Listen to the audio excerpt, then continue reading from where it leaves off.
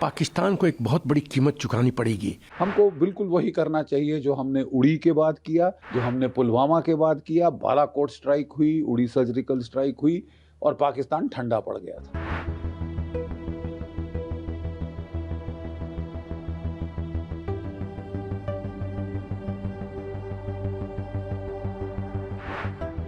पुंछ में सेना के वाहनों पर आतंकवादियों के हमले में 5 जवानों की जान चली गई।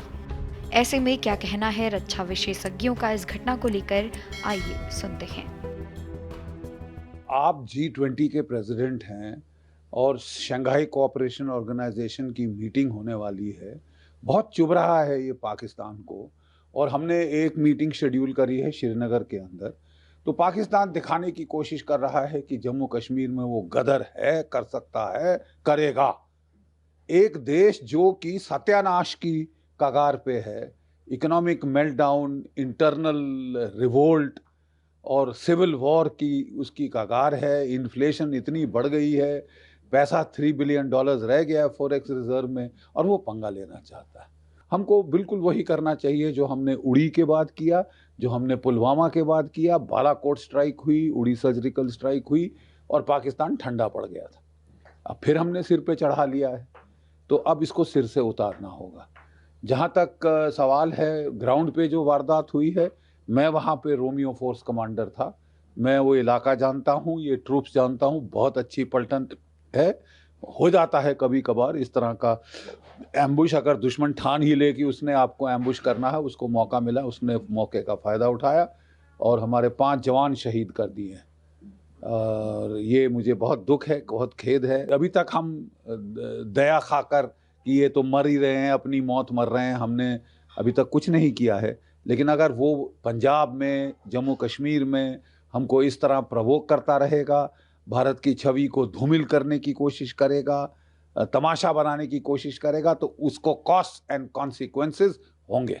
बहुत दर्दनाक वारदात हुआ है, बहुत दर्द होता है, दुख होता है। बहुत समय लगता है एक सिविलियन को फौजी बनाने में, कई साल लग जाते हैं। Basic training, specialised training, war experience, combat truck experience, उसको ग्रूम करने में बहुत टाइम लगता है। ऐसे खो देते हैं तो दर्द होता है।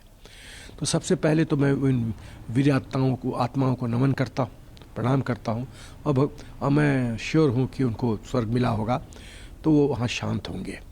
परिवार वालों को ढांढस बंधाता हूँ कि वो इस परिस्थिति का सामना करें।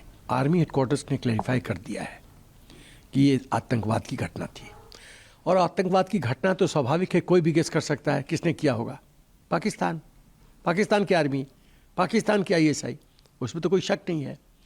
अब ISI ने इस समय को क्यों चुना है, इसको आपको G20 और SCO मीटिंग गोवा में जो हो रहा है, और G20 मीटिंग जो टूरिज्म कमेटी सब है, उसका जो श्रीनगर में मीटिंग है, उससे जोड़ना पड़ेगा। हिंदुस्तान सरकार कह रही है कि ऑल इज़ वेल, सब कुछ बढ़िया है, कश्मीर में शांति है, विकास हो रहा है। उसको वो झूठ साबित करना चाहते हैं, अशांति पैदा करके। तो ये पाकिस्तान के ISI स्पॉन्सर्ड ये एक्टिविटी है, इसको इसी तरह से देखना। इंटेलिजेंस इनपुट जेनरिक होता है कि ऐसा हो सकता है, 3:45 पे होगा, इस गली से कोई आएगा, बम फेंकेगा और इस तरह की वारदात हो जाएगी, ये कोई नहीं बोल सकता। भगवान छोड़ के और किसी को नहीं पता होता है। तो ये कहना कि सुरक्षा बल की में चौकस होने में कमी है, नहीं, ऐसा नहीं है। आप उंगली नहीं उठा सकते। आप 100% किसी भी आतंकवाद की घटना को ऐसे जीरो नहीं कर सकते, पूरा रूल आउट नहीं कर सकते।